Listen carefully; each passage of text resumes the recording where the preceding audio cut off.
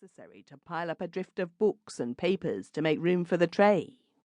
My window looked east, and sunset still flamed on the western faces of the virgin snows, while above, in spite of the dejected barometer, the sky was bare of clouds, and a thin slip of pale crescent moon was swung high among the stars that still burned dimly in these first moments of their kindling. Tea came up for me without delay, and as I ate, I regarded my surroundings with extreme complacency.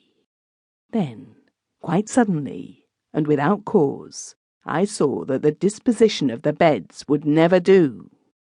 I could not possibly sleep in the bed that my servant had chosen for me, and without pause I jumped up, transferred my dress clothes to the other bed, and put my night things where they had been. It was done breathlessly almost, and not till then did I ask myself why I had done it. I found I had not the slightest idea. I had merely felt that I could not sleep in the other bed. But having made the change, I felt perfectly content. My letters took me an hour or so to finish, and I had yawned and blinked considerably over the last one or two, in part from their inherent dullness, in part from quite natural sleepiness, for I had been in the train for 24 hours, and was fresh to these bracing airs which so conduced to appetite, activity, and sleep. And as there was still an hour before I needed to dress, I lay down on my sofa with a book for excuse, with the intention to slumber as reason. And consciousness ceased as if a tap had been turned off. Then I dreamed. I dreamed that my servant came very quietly into the room, to tell me, no doubt, that it was time to dress.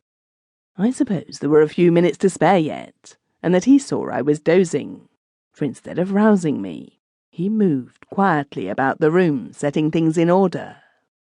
The light appeared to me to be very dim, for I could not see him with any distinctness. Indeed, I only knew it was he because it could not be anybody else. Then he paused by my washing-stand, which had a shelf for brushes and razors above it, and I saw him take a razor from its case and begin stropping it. The light was strongly reflected on the blade of the razor. He tried the edge once or twice on his thumbnail, and then, to my horror, I saw him trying it on his throat. Instantaneously, one of those deafening dream crashes awoke me, and I saw the door half open, and my servant was in the very act of coming in. No doubt the opening of the door had constituted the crash. I had joined a previously arrived party of 5, all of us old friends, and accustomed to see each other often. And at dinner, and afterwards in intervals of bridge, the conversation roamed agreeably over a variety of topics, rocking turns, and the prospects of weather, a thing of vast importance in Switzerland and not a commonplace subject, and the performances at the opera, and under what circumstances, as revealed in Dummy's Hand, is it justifiable for a player to refuse to return his partner's original lead in No Trumps? Then, over whisky and soda, and the repeated last cigarette, it veered back via the Zanzigs to thought transference and the transference of emotion. Here, one of the party, Harry Lambert, put forward the much-discussed explanation of haunted houses based on this principle. He put it very concisely.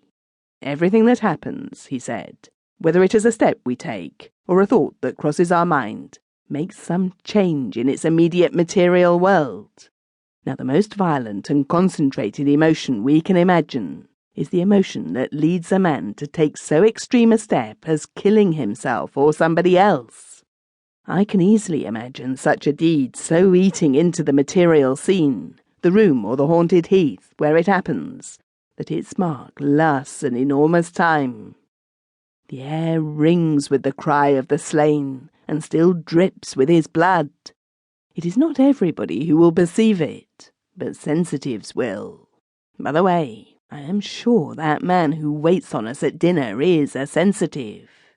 It was already late, and I rose. Let us hurry him to the scene of a crime, I said. For myself, I shall hurry to the scene of sleep. Outside, the threatening promise of the barometer was already finding fulfillment, and a cold, ugly wind was complaining among the pines and hooting round the peaks, and snow had begun to fall. The night was thickly overcast.